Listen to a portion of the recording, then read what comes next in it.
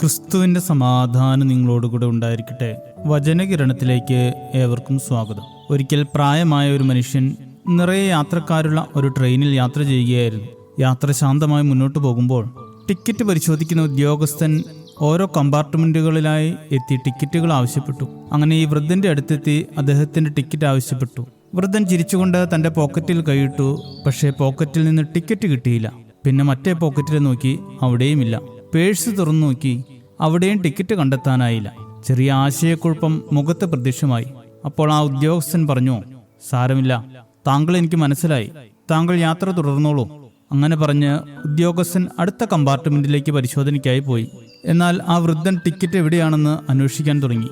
അവിടെയെങ്ങും കാണാത്തതിനാൽ അദ്ദേഹം ബർത്തിൽ വെച്ചിരുന്ന തന്റെ ബാഗുകളെല്ലാം താഴെ ഇറക്കി പരിശോധിക്കാൻ തുടങ്ങി. അതോടെ അടുത്തിരുന്ന യാത്രക്കാർ അദ്ദേഹത്തോട് ചോദിച്ചു, താങ്കൾ ടിക്കറ്റ് വേണ്ടെന്ന് പറഞ്ഞ് ആ ഉദ്യോഗസ്ഥൻ പോയല്ലോ, പിന്നെന്തിനാണ് താങ്കൾ ഈ ബാഗെല്ലാം ഇങ്ങനെ പരിശോധിച്ച് ഞങ്ങൾക്ക് കൂടി ബുദ്ധിമുട്ടുണ്ടാക്കുന്നത്? താങ്കൾ ദയവായി ആ ബാഗെല്ലാം തിരികെ വെച്ച് ശാന്തമായി താങ്കളുടെ സീറ്റിലിരിക്കൂ. അദ്ദേഹം അവരോട് പറഞ്ഞു, നിങ്ങൾ ദയവായി എന്നോട് ക്ഷമിക്കണം, എനിക്കെൻ്റെ ടിക്കറ്റ് കിട്ടിയേ പറ്റൂ. കാരണം അത് കിട്ടിയാലാണ് ഞാൻ ഏത് സ്റ്റേഷനിലാണ് ഇറങ്ങേണ്ടത് എന്നെനിക്ക് ഓർമ്മ കിട്ടുകയുള്ളൂ. ആ പറഞ്ഞ വൃദ്ധൻ മറ്റാരും ആയിരുന്നില്ല, ലോകത്ത് ഏറ്റവും കൂടുതൽ ഐക്യു ഉണ്ടെന്ന് വിശ്വസിക്കപ്പെടുന്ന ആൽബർട്ട് ഐൻസ്റ്റീൻ ആയിരുന്നു. ലോകത്ത് ഏറ്റവും ഐക്യു ഉണ്ടെന്ന് പറയുമ്പോഴും തനിക്ക് വലിയ മറവിയുണ്ടെന്ന് പറയുകയാണ് ഐൻസ്റ്റീൻ. പക്ഷേ ഐൻസ്റ്റീൻ ലോകത്ത് അറിയപ്പെടുന്നത് തൻ്റെ മറവിയുടെ പേരിലല്ല, മറിച്ച് അദ്ദേഹത്തിൻ്റെ അതുല്യമായ സംഭാവനകളുടെ പേരിലാണ്. എല്ലാ മനുഷ്യർക്കും ഇതുപോലെ എന്തെങ്കിലുമൊക്കെ കുറവുകൾ ജീവിതത്തിലുണ്ടാകും. ലോകത്തെ മാറ്റിമറിക്കാൻ കഴിവുള്ള മഹാന്മാർക്ക് പോലും മറവിയും മറ്റു കുറവുകളും ജീവിതത്തിലുണ്ടായിരുന്നു. ആരും പൂർണ്ണരല്ലല്ലോ. പക്ഷെ ആ കുറവുകളെ ഉറ്റുനോക്കാതെ മറ്റുള്ളവരുടെ ജീവിതത്തിലെ നല്ല ഗുണങ്ങളെ പ്രകീർത്തിക്കുക എന്നതാണ് പ്രധാനം.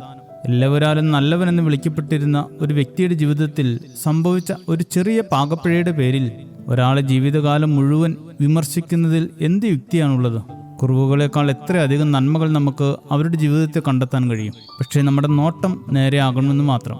സഹോദരരെ, സത്യവും വന്യവും നീതിയുക്തവും പരിശുദ്ധവും സ്നേഹാർഹവും സ്തുത്യർഹവും ഉത്തമവും പ്രശംസായോഗ്യവുമായ എല്ലാ കാര്യങ്ങളെക്കുറിച്ച് ചിന്തിക്കുവിനെന്ന് പരിശുദ്ധ പൗലോസ്ലീഹ ഫിലിപ്പിയർ 4:8 ഓർമ്മപ്പെടുത്തുന്നു. നമ്മുടെ ചിന്തകളും കാഴ്ചപ്പാടുകളും വീക്ഷണങ്ങളുമെല്ലാം സത്യവും നീതിയും സ്നേഹവും നിറഞ്ഞതാകുമ്പോൾ മറ്റുള്ളവരുടെ കുറവുകളേക്കാൾ അധികമായി അവരുടെ ഗുണങ്ങളെയും നന്മകളെയും കണ്ടെത്താൻ സാധിക്കും. അങ്ങനെ മറ്റുള്ളവരുടെ നന്മകളെ പ്രകീർത്തിക്കുന്നവരാകുവാൻ ഏവർക്കും ഇടയാകട്ടെ. ശുഭദിനം നേരുന്നു. ദൈവം അനുഗ്രഹിക്കട്ടെ. ചേരട്ടെ ഞാൻ യേശുനാഥ, ഇന്നേരം നീയാണ് എല്ലാമെല്ലാം, എന്നുമെന്നും എൻ പിതാവ്. നിന്മാർവോടു ചേരട്ടെ ഞാൻ യേശുനാഥ, ഇന്നേരം നീയാണെന്നെല്ലാം എല്ലാം, എന്നുമെന്നും എൻ പിതാവ്.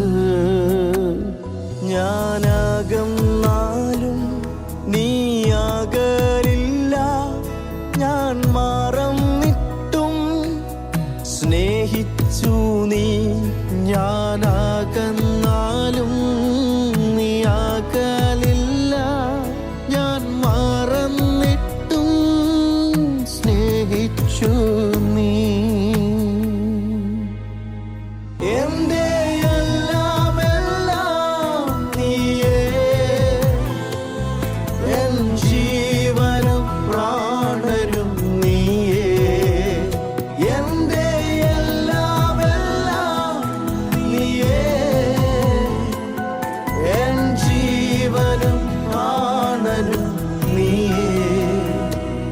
നിന്മാർവോട് ചേരട്ടെ ഞാൻ യേശുനാഥ, ഇന്നേരം നീയാണ് എല്ലാമെല്ലാം, എന്നുമെന്നും എൻ പിതാവ്.